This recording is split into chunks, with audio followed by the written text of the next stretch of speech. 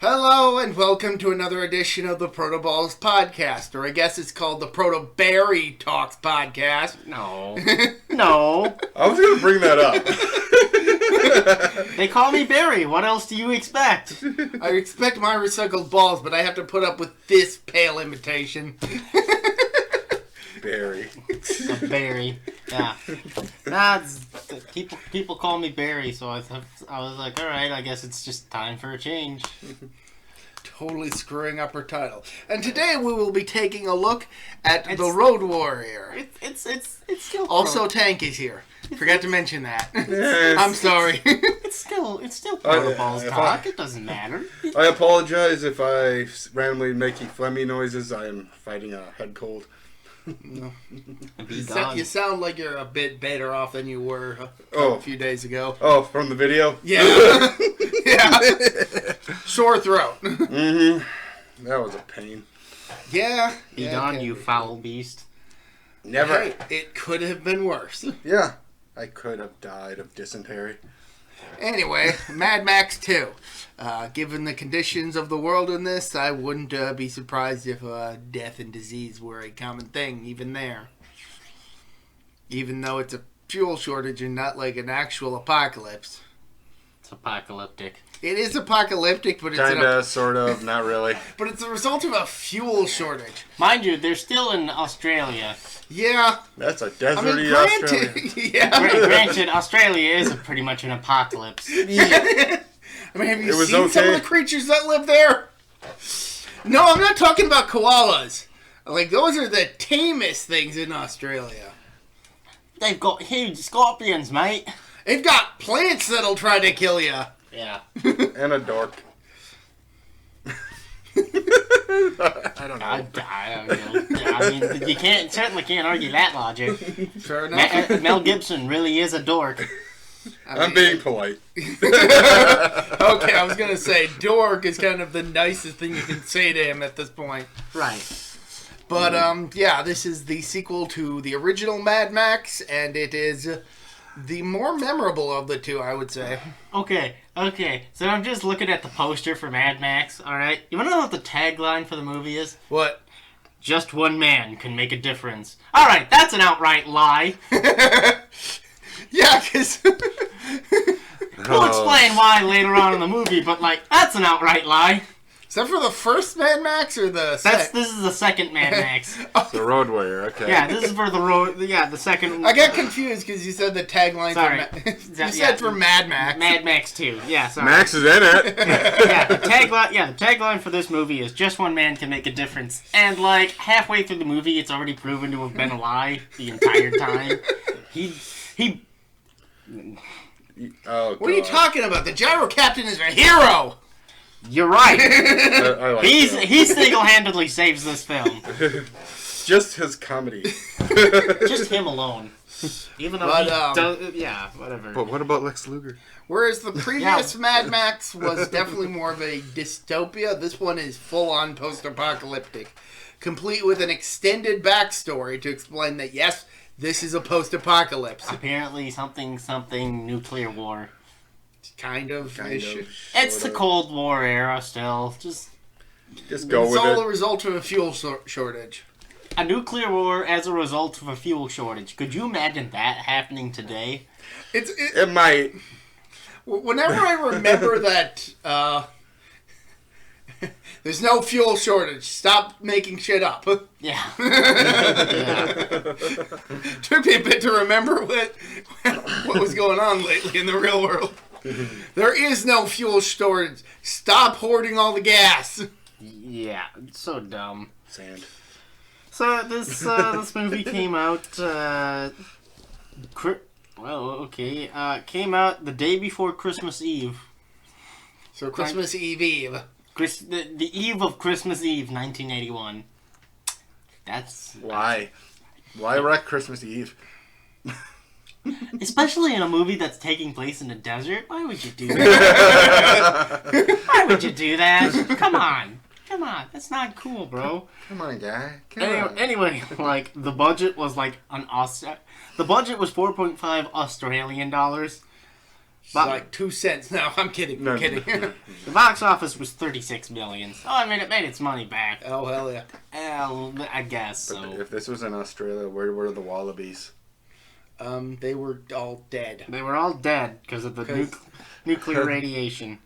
That apparently could have mutated them. That apparently, like, doesn't matter in this universe. Yeah, whereas the last movie just felt like, yeah, no, He's this is getting not revenge really on an a gang. It didn't have the feel of an apocalypse. This movie and its backstory definitely feel like it's an apocalypse.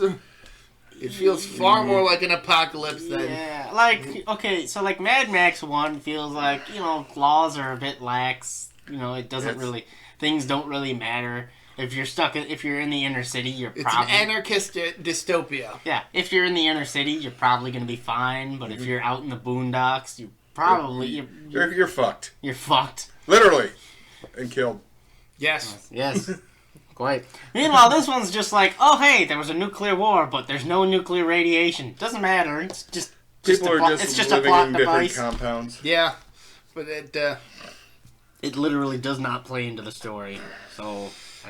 Yeah, I'm not gonna lie. I kind of feel like the previous movie just was like an extended backstory for this movie. In hindsight, Yeah, just Kinda. Yeah. like this is the movie that matters when it comes to apocalypse movies. Right. Like this is where most apocalypse genre movies take their aesthetic, complete with the football gear. With the football. Literally. A lot of shoulder pads. They were Football and hockey gear. football and hockey gear, bro. Sports are still prevalent. Yep. Although, how the fuck... Never mind. How the fuck is hockey played in Australia? It's too hot. Inside. I know. That's... I mean, where the heck do you think Humongous got his mask, huh? He ripped off Jason. Actually, when did that come out in relation to this movie? Which one? Okay, yeah, my figure. Part 3 came out in 81. My Jason figure So, actually came with that looking mask. Yeah, that's like from like one of the covers or posters of that movie. Mm-hmm. Anyway, long story short, the movie starts with Max, because why not? It starts with a backstory about what happened before the previous movie and then the previous movie, but we've already covered that. Yep. Yeah. So we get to the movie proper. Max is pretty much, needing gas, and he's got a puppy. He's got a pup this time.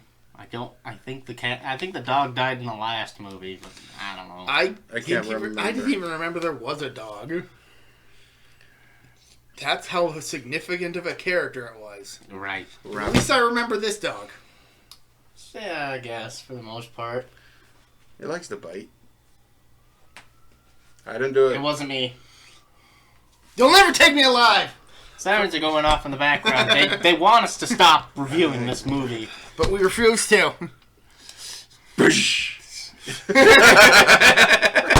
FBI, open up! I know nothing! We just want to talk. How many are there? 2. Talk to each other. Yeah. Alrighty, so... Max is going around and he encounters a group of thugs. And the thugs, thugs are chasing him, and Max manages to fucking shake them off.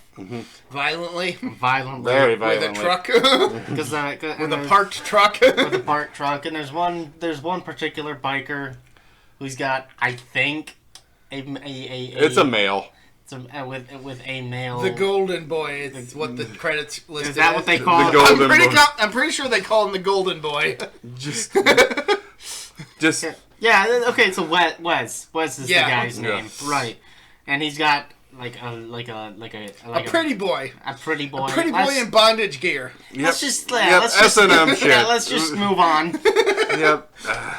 And he's gonna be the main antagonist of the Ish. of the movie. He's pretty much the main. He's basically He's like the Goldar to Rita. right. Yeah, he's Max's rival. Max's antagonist. Yeah. But not the main antagonist. It's like Lord Humongous doesn't really even encounter Max ever, you think? Not until like the very end. Yeah, Not just until like... the very end. Spoilers. Humongous is just like, I'm the big bad. And I'm the big bad, and I'm wearing barely anything. Yeah, was this like that one antagonist from, what was it, Far Cry 3? I guess. Crazy. Where he's working for somebody else, but he's the more famous He's villain. the dragon. I don't know. I've never played Far Cry. That's the term for it. He's the dragon of the group. So Okay. the big boss. He's the lieutenant to the big boss. Oh. He is. So Chuck Norris. So have you played Far Cry 3? I have not played Far Cry 3, but you still know more than I do. What's the? He is. How do I put this? He is Revolver Ocelot to Liquid Snake. Yeah, that's a good. Okay. Yeah. Okay. Yeah. That's a good comparison. Yeah. Just not nearly as cool as Ocelot, though. Let's be honest, bro. But to be fair, it's Ocelot. It is Ocelot. Who can top him, really, honestly? You're pretty good. Big boss. Big boss tops Ocelot. Okay. Yeah, big boss. Even the boss tops Ocelot. So anyway, Big Boss is sneaking through the junk. No. So anyway, Max is crawling through the desert trying to hide from these soldiers. I mean, bikers. We're getting confused here. Hold on, we need to reset. So anyway, Mad Max 2. Oh, maybe not that far. Yeah, okay, so, Max finds an abandoned gyrocopter, and he's like, oh, sweet, fuel. And then he's ambushed! From out of nowhere! Turns out that the abandoned gyrocopter was not as abandoned as it looked. It had a snake on it! Yeah. Yeah. And the pilot came out of nowhere like Randy Orton. RKO, baby. Yeah, okay, but no RKO out of nowhere. It's just a gun pointed at Max out of nowhere. Max was Not nearly as intimidating to Max. just like, Yeah, no. I'll take that fuel now. The pilot's like, yeah, I'll take that fuel now. And he's like, don't even think about blowing up that bomb. Because Max has a bomb underneath his car. Yeah, he has his fuel tank rigged to a bomb. Yep. And he's just like, fuck. It's like, How did you know?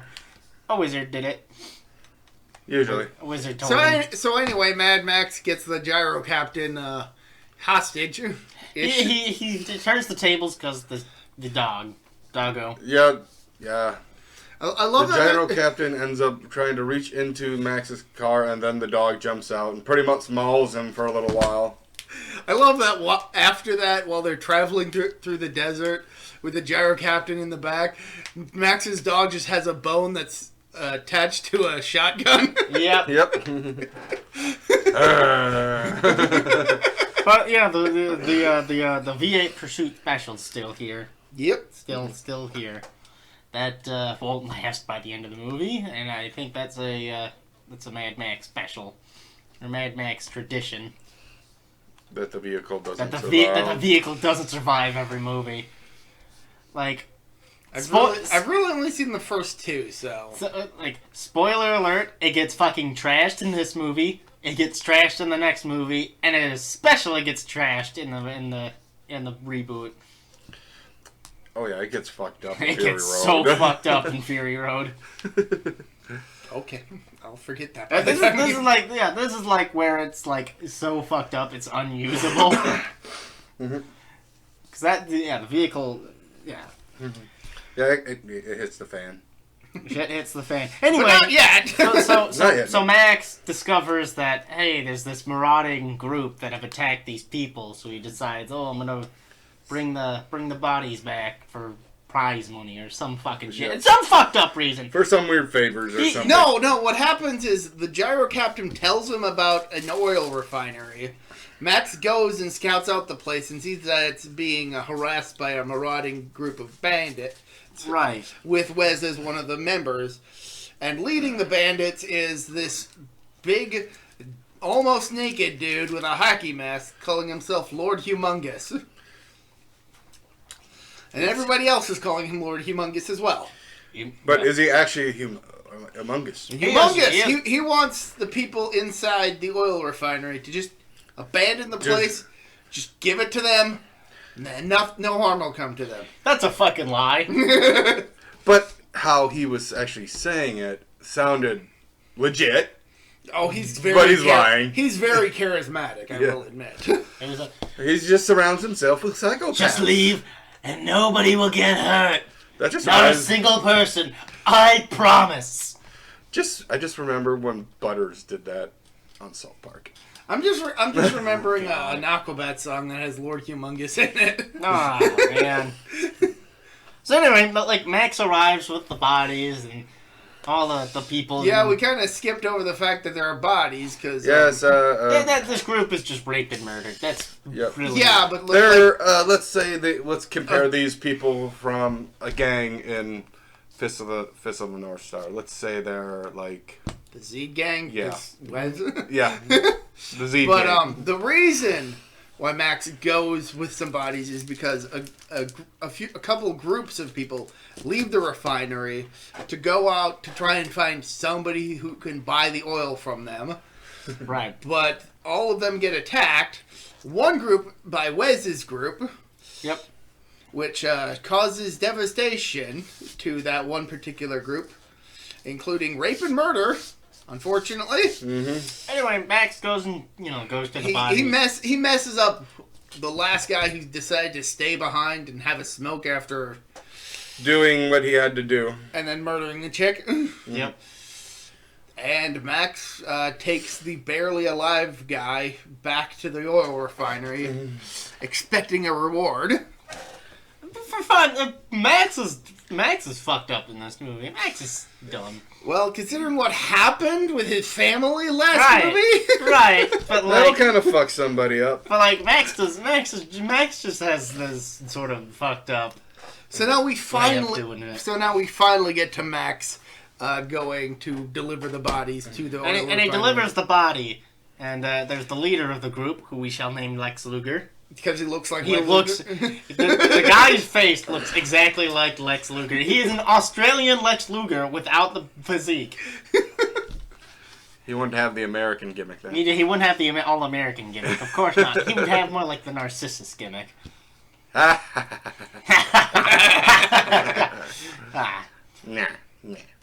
But unfortunately, Max can't get a reward for bringing the guy back because don't they almost hang him?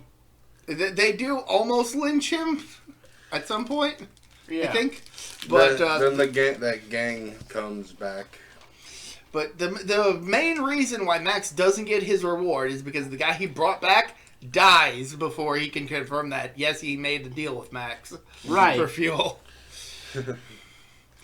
So then Humongous's group comes back with some of the captives that they managed to get, one of which played the dim guy from the previous movie.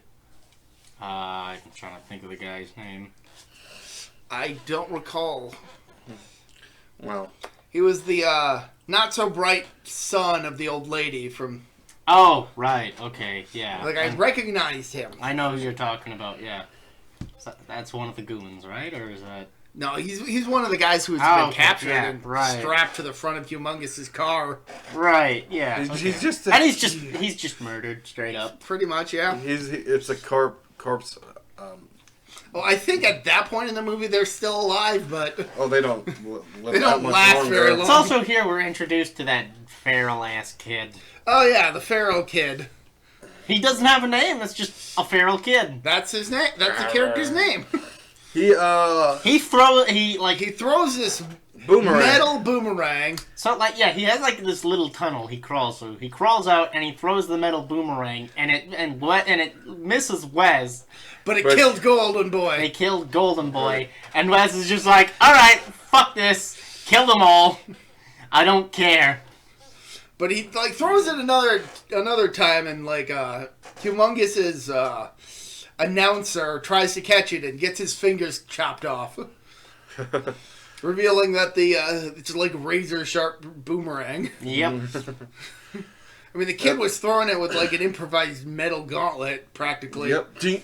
And then another guy tries to catch it, and it slices through his fingers, and for some reason... That's what I just said. Oh, right. Right. Sorry, I was reading through the Wikipedia article. Yes, I was trying to catch up where we are. I mean, it's a cool scene, though. Seeing this. Yeah, but, like, for some reason, all the Marauders think this is fucking hilarious. He's probably pretty low on the totem pole. I guess so, but it's like... Like, dude, he's just the announcer. Who cares? I guess so. But yeah. Wes is pissed because Golden Boy got killed. because I believe it was his lover. I believe that too. I'm pretty sure that's an established fact. Mm-hmm. But Not for nothing, but... Yeah. But Humongous is like, no, we're not going to do anything. We're still negotiating. Yep. I think in one scene, So then... Humongous actually has him chained to his vehicle. Yeah, but just like so, like he's the only one that can control him. Yeah. Yeah. And so anyway, so Max goes to Lex Luger and he's like, "All right, tell you what, I know a place where you can get a vehicle to haul all that gas." Because they got like a tanker, but no semi lorry. to No No truck. lorry. No, Yeah. they have no lorry to carry it. They have no Peter Lorre? Ah, that's depressing. Peter, I know, man. Poor Peter Lorre. Poor Peter Lorre. Yes. Oh yes. So Max is like, "All right, yeah, I'll go find it," and he leaves on foot, but he gets a couple tubs of gas, Yeah. and Four tanks worth of it. He ends up carrying the jugs back to the Gyro Captain. Gyro Captain, who I believe Max forgot about. No, Max just let him go. All cuffed up and everything. No, actually, I think he may have broken the branch that he was tied to and was just tailing it. Then I think you found him laying down or something. Could have been resting. Yeah. Then all of a sudden, Max makes him carry the jugs to his car. Some stuff happens. I have a run-in with the gang, but they do manage to get to the lorry. And they have an encounter with the gang on the way back. Mm-hmm. Yeah, a couple of the gang members managed to get into the camp, and there's a big standoff, big fight, whatever. I think Max's dog bites it in this scene. Nope. Oh, Later. okay. Yep, later. The dog does die, unfortunately. Dog does die, but later. And, and Wes is in the camp, but he manages to escape. Like, he was trying to take over, but considering how many of his men died, he's like, screw this, I'm out. He may be crazy, but he knows when he's been beat. Yeah. He knows when he's not at an advantageous situation. Mm-hmm. Right. Still out of his mind, though. Oh, hell yeah. And, then Max is like, all right, there you go, I'm leaving. And Lex Luger is like, you sure you don't want to stay? I mean, you seem like you're an awesome dude. You could probably help out. That's right. He also left the gyrocopter captain behind again. Yep. And Again. the captain and the gyrocopter captain came in. And he totally got with this one girl. Oh, Yep. yeah, he Yeah. scored. He definitely scored. Also, Lex Luger got shot in the leg. So he's limping around for the rest of the movie. Lex Luger sure gets bad treatment. I think this is almost as bad as his WWF run. Oh. There is no ice for that. Poor Lex. I love Lex. God, I love him. He's so fucking awesome. This is not Lex Luger. Let's just reassure everybody. Yeah. Like, this is a guy who looks like Lex Luger. He is definitely not the total package. He's definitely not the total package, brother. So Max is just like, fuck it, I'm leaving. And Lex Luger gets in his grill. He's just like, yo.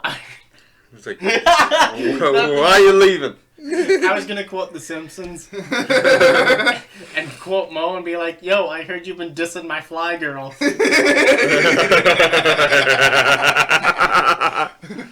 Nah, Kidding.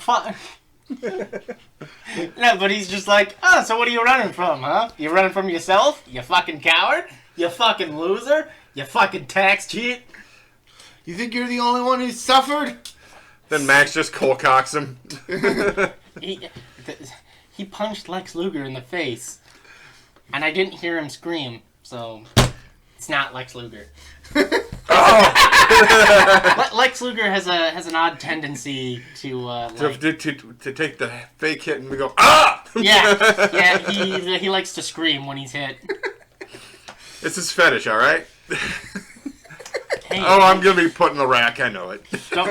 Don't kink shame Lex. So anyway, yeah, Max leaves. You know, he's off. He's good, but then he's ambushed by Wes's gang, and they fucking knock his vehicle down. They knocked his vehicle off the road into the desert. Yeah. Max is like, I've got a broken leg, I've got a broken arm, I've got a broken neck. Everything's hurting. What the fuck? But he does manage to crawl away before the Marauders can get to the vehicle. And they decide, all right, we're going to steal his fuel. They're going to steal his fuel. And they kill the dog. But they get their comeuppance. They do get their comeuppance. Because if you remember, Max has a bomb strapped to his gas tank. Yep. And he didn't disable it. Yeah. So the thing explodes, and Les is like, all right, fuck this, I'm out. Fire! Run! And the next time we see him, he is strapped to Lord Humongous' vehicle for being a naughty boy. For being a very naughty boy. Very, very naughty boy. Anyway, the gyro captain comes and picks up Max, brings him back to the camp. And Max is just like, well, I've got nothing left to lose. I'll take the vehicle. Yeah, they're discussing how to transport the tanker of gas. And Lex Luger is like, I'll take the vehicle. Everybody else just run in the opposite direction when we leave. Max is like, no, I'll drive the tanker.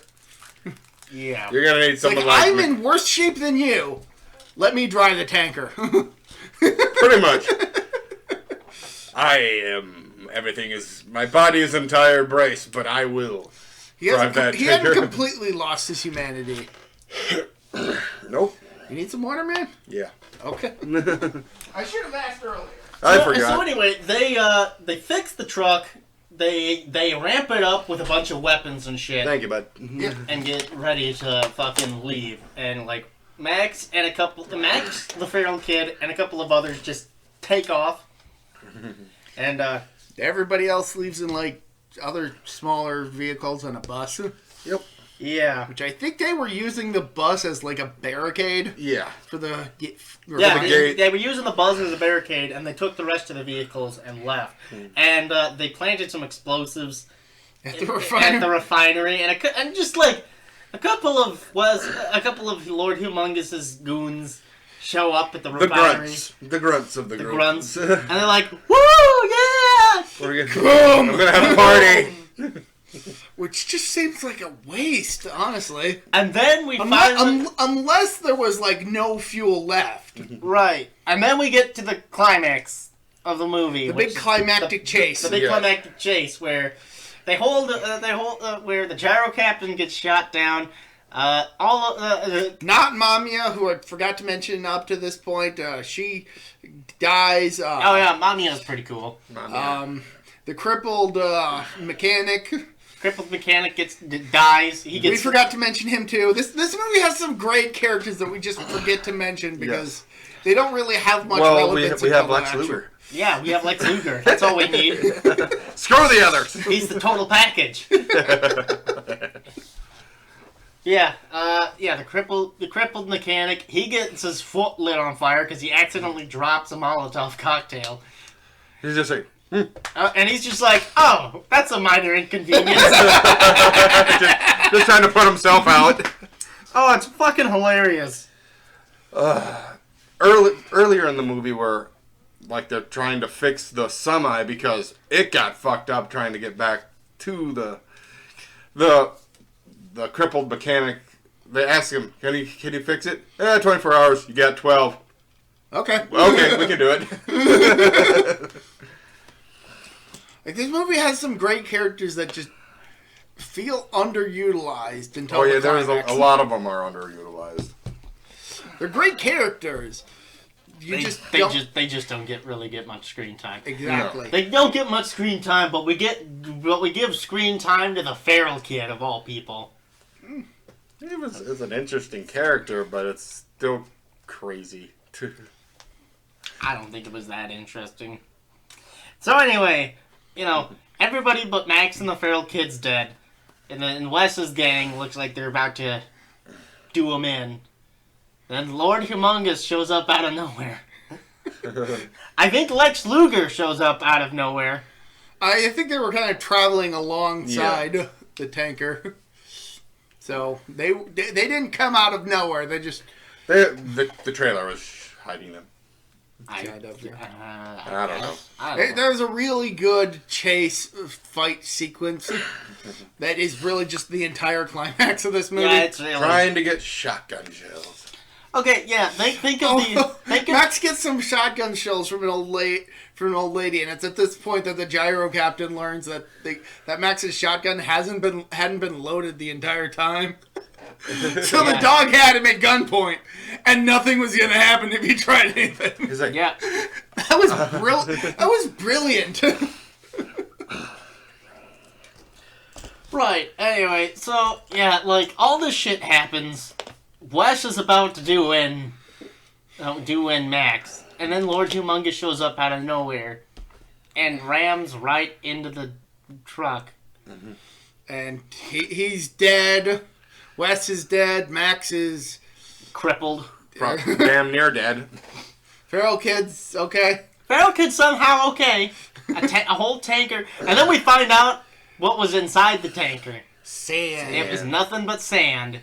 Turns out the other group of refugees from the refinery, they took all the fuel inside the vehicles, hidden in plain sight. Yeah. Smart strategy. Yeah. Yeah. Could have backfired, but It Yo, could have, definitely. yes. But it didn't. No. I mean, it could have backfired if any of those mooks had seen this movie before all this happened. But Right. Exactly. but it's a good plot twist for its time.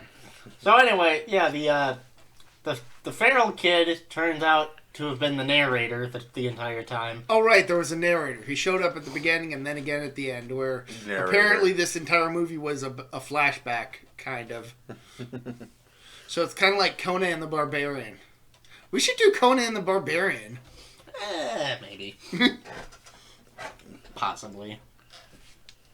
Anyway, so yeah, the movie ends with the movie ends with the narrator saying, "And I never saw him again." The end. Yep. Yep, that's pretty much it. Yep. Yeah.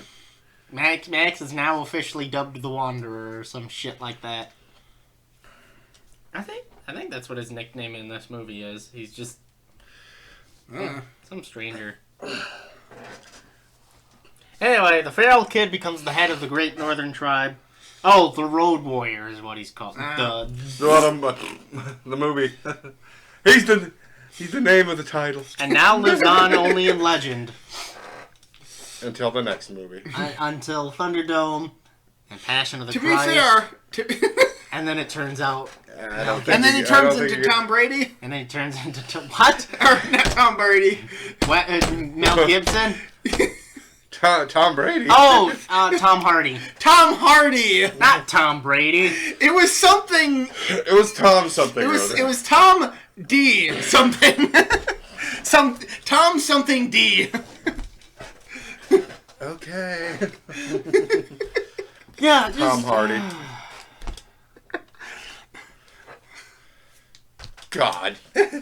Lex Luger dies. The gyro captain succeeds him as their chief and leads the settlers to the coast where they establish the Great Northern Tribe. This all happens off screen, by the way. Yeah. Mm-hmm. Good job, gyro captain. Yes. Moving up in the world. Yep. From being a gyro captain to a leader. Yeah. Acid. No, so that was Mad Max. It's a pretty. That was Mad Max 2, The Road Warrior. It's a pretty straightforward film. Not really much to talk about. No. It's definitely a visual film. This Yeah. definitely has a lot of visual flair to it. Yes. It's not. It doesn't really do it justice to just talk about the movie. Mm-mm. The chase scenes are pretty good. The action sequences are pretty good. The characters are very quirky. They're definitely some of the best parts of the movie. Definitely not Max. Yeah, Max is pretty plain as a character. Yeah, he's kind of an ass. That's always been the problem of Max, though. Like, the movies aren't about Max. They're about the people that Max encounter. Mm-hmm. It's like a road trip movie that just happens to have a lot of rape and murder. Maybe that's why the first movie wasn't as good. Right. Without the rape and murder? Wait, there was rape and murder. Yeah, no, it's because it was the only movie that really focuses on Max. And Max isn't an interesting character at all. That is a very good way of looking at it. Yep, it's just like, eh. It's a road trip movie. As like this legendary heroic figure. Who's Max, just a dick. Max is awesome, but as like an actual character. Yeah. Yeah, he's just like... Like, dude, when the person that is based off both Max and Bruce Lee is fucking 100 times more interesting than the character. Well, you ever see Max just randomly walk through a wall? Or a building falling? I was gonna say.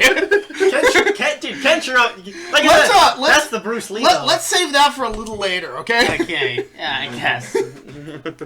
But I will say this though, like Max gets better in Thunderdome. Like he becomes a little more interesting in Thunderdome. Yeah. Yeah, because he has Tina Turner to work off of. Yeah, Tina Turner's in Beyond the Thunderdome, which is. I don't care what it's. I like Thunderdome. I like Thunderdome. I don't know why people hate Thunderdome. Because it's the third movie, and people just hate third movies. Yeah, because Return of the Jedi sucked so much ass. Sarcasm. I mean, the forest scenes, Yeah, but as a whole. As a whole, it didn't. But I mean, the ratings. 7. Probably 7. Yeah, give it an 8.5. 7.5, I think. I don't think it's a that good solid 8. I don't think it's that good. I think it's a fine movie. Well, it is definitely not aged well, I think. No, definitely not. They could definitely make much better post-apocalyptic movie like Fury Road. Yeah, but without the Road Warrior, we wouldn't really have the whole aesthetic. Right, okay. Yeah. See, the problem with the thing is, Fury Road is basically the entire climax of the Road Warrior on crack. Literally, on crack. On crack. On crack and heroin. Steroids. Lots of steroids. That is beefy fucking guy. Look at all the beef. There is no Lex Luger, though. No. I will say that. No Lex Nope. Luger. And that's a minor disappointment, because how can you have steroids without Lex Luger? That's a joke. He didn't. I don't think he did steroids. Maybe at the start of his career, but not. I don't think Lex Luger ever did steroids. Scotty Steiner fucking did steroids. Scott Steiner definitely did steroids. Please don't kill us, Scotty. Man's got anger issues. Man owns a restaurant now. Do you know that? Yeah. That's weird. Restaurant bar. Not particularly. I mean, I've seen weirder. Ming owns a car dealership. Yep. That's a guy you don't want to meet in a dark alley pissed off at you. Okay, recommendations? Fist of the North Star. I mean, now we can go full bore on talking about that. Yeah, sure. I mean, this is like probably one of the most famous properties that just wholesale lifts from Road Warrior in terms of its aesthetic. Yeah. Like the Z Gang are pretty much just Wes and his cronies. Yep. Kenshiro is basically just Kung Fu Mad Max, but awesomer. Yep. And it's just over-the-top martial arts. Mm-hmm. It's like you got guys heads exploding from being poked a few times. It's freaking awesome! The live-action Fist of the North Star movie's not that great. I've never seen it, but from what I have seen... But Big Van Vader's in there, so that's pretty cool. It's so bad. I probably should check it out then, just to know what... It's... I've heard it's terrible. It's so Americanized, it hurts. Yes. Like, it's... But it's got Rufio. It's not like... That is not... That doesn't save it. Well, I mean, what's that movie called? What's that video game based? I'm trying to think. The vampire one. Vampire or the Masquerade? No. Legacy of Kain? No, the one from the early 2000s. That Legacy of Kain Tool? That Blood Rain. Yeah, Blood Rain. Yeah, that has Meatloaf in it. It still doesn't save the movie. But as far as the original Fist of the North Star, that's like a 10. That's a 10 out of 10. Okay, no, you know what? It is. Yeah, the live action movie is if you put like Mortal Kombat fighting in it. Yeah. Like the movie or the games? The movie. Oh! Like, you see, like, someone's head slightly bulge a little bit. And then his head explodes off screen. Yeah. So... Even that. And they ruined... And Kenshiro's just like, I'm Ken. You're already dead. I'm American. Yeah, he's just like... Doesn't got that same... I'm an American. The original manga and anime are fucking fantastic. Oh, yes. I love them. I would definitely give them perfect 10s, honestly. Season 2, I'm not the biggest fan of. Fist of the North Star 2, yeah, I can agree with that. But that's because I hated that arc in the manga. And it got better after that story arc, but the Kaio arc is just shit. Yeah. Like, it's just a lot of repeated plot lines, but Fist of the North Star... He's a less interesting Rao. Oh, yeah. And that's not even... that goes without even saying who Rao is. And he's a fantastic villain in Fist of the North Star. He's definitely a villain, but at some points he was definitely... Could be good at some points. But he was villain to the core. Fist of the North Star is an over-the-top, hyper-violent martial arts spectacle, and it is... Rao isn't a villain. Rao is the hero of his own story. Fair point. Fair point. It's just that for most everybody else in their stories, he's the villain. See, Legend of the Dark King, he is literally... he's a... I think that's probably why he's such a memorable character. He's such a charismatic and strong villain who's doing it for all the right reasons. Yes, he has his reasons. He has an obsession with being the best and being better than the gods. And he could probably battle a god. And so he conquers half the wasteland, puts all the bandits and gangs under his thumb, and literally just... All he has to do is show up on his horse, and all the gang members are like, "Fuck! Yep. I'm not fucking with that." Drop weapons like Where he went wrong was putting everybody who could possibly go against him in prison, torturing them, murdering them, stealing their martial arts styles, and of course his fucking obsession with Yuria. Yes. This series goes from being an over-the-top, hyper-violent series to just a family drama. Yep. A family drama with martial arts set in the post-apocalypse. All three of the brothers, or I guess we don't. Not counting the guy who wears the Iron Mask from Sukaban Deka. Nope. Jaggy. Yes. Fuck Jaggy. He totally stole the design from that show. I guess. If you see the two masks side by side, it's like, yeah, that's totally a ripoff. Honestly, I like Yagi. Yagi's a great villain, but he is no Rao. No, he's Yagi's just like, I'm gonna shoot your leg, even though I can make you blow up. Yagi's got like a brother He's got a fucking Napoleon complex. Yes, Kind of, yes. He's like I'm the eldest. You should be weaker than me. Like, you know. I mean, I don't want to spoil too many since this is just a recommendation, but this series has so many great characters. There's and so many over the top death scenes.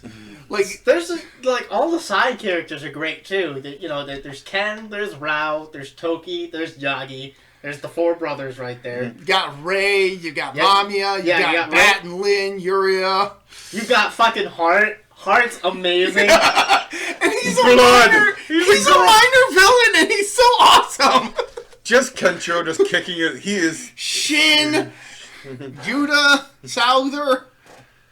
Yuria. I mentioned her, but yes. Yep. And then there's fucking Kyle.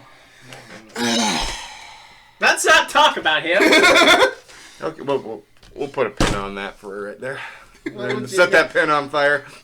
Is this just how we're going to spend the rest of the video, just talking Fist of the North Star? Well, are you guys even going to recommend anything? Fuck no. I'll recommend Fist Stars are recommendation. Yeah, Fist of the North Star. Go check it out. I am anxiously awaiting the release of the manga here in the States. I actually do have a recommendation. Speaking of great retro shows, this one's an older one. Okay. Ashita no Joe. Tomorrow is Joe. Yeah, that's a good one. There we go. That's a good boxing anime. Yeah. It's probably the most influential boxing anime of all time. Outside of maybe Hajime no Ippo, but that's only because everybody knows about that one. Right. I'm pretty sure that one's also influenced by Joe as well. Yeah. I wouldn't doubt. I think all the boxing ones I'm just saying that one's more popular. That one's more popular. Even though Joe is maybe better. I've never seen Ippo, so I don't know. Ippo's more popular, but I wouldn't say it's an influential anime. Joe, I would, Ashita no Joe, I'd consider probably one of the most influential early. Like it's one of the few sports animes that I love, and I don't like sports animes. And literally, all it's about is this little shithead who becomes a boxer, juvenile delinquent who becomes a boxer. He got his ass knocked out by an old man. It is great. And the only reason he wants to become a boxer is because he met a guy in juvie who was stronger than him. And he's like, oh, fuck no. Ain't nobody stronger than me. Yep, pretty much. They fight inside the jail. They fight inside the jail. And he fights him with rocks in his boxing gloves and can't knock the guy out? Yeah. Joe's a little cheating bastard. Yeah. But he gets better. You know what really disappoints me, though? They've got the movie and the sequel series available in the US. They don't have the original. But not the original! Like, what the hell? They have the sequel. On Crunchyroll, I think they have the sequel series. Yeah. Yes! But they don't have the first series. They've got the movie, which I think is a recap of the first series, but they don't have the first series. It's dumb. Yep. It is dumb. Good thing I have the DVDs. Yes. Thank you. You're welcome. I still have to throw them on sometime. Alright, my recommendation is not an anime. Okay, that's fine. It is the Amazon Prime original series, The Boys. Okay. And it's pretty much a series about superheroes that are somewhat good and one really, really bad one that is on the good side. It's basically they've got all the power, so they're corrupt. Yes. Yeah. Yeah. I've heard good things about that. Yeah, it's pretty good. Homelander is the American version of Superman. Which is weird because Superman is an American character. Exactly. It's just... it's like a pastiche of Superman and Captain America. Yes, but not as kind. Yeah. Definitely the villain-ish character hero. Yeah, I don't really watch a whole lot of American superhero shows, so that one is definitely one that I've heard of, but probably never watch. It's very violent. very violent and gory and just people blowing up with eye lasers. Pew, pew. Pew. Yep. Yeah, that's pretty much it. Alright. Do you want to extend this any further, or are we done? I think we're good to go, to be Yeah, honest. me too. Okay. Alright. Well, this has been ProtoBalls Talk. I'm ProtoMet. This is Motorcycle Balls, now known as Call Me Barry. Why? Because why not? Alright. I'm Tank. See ya.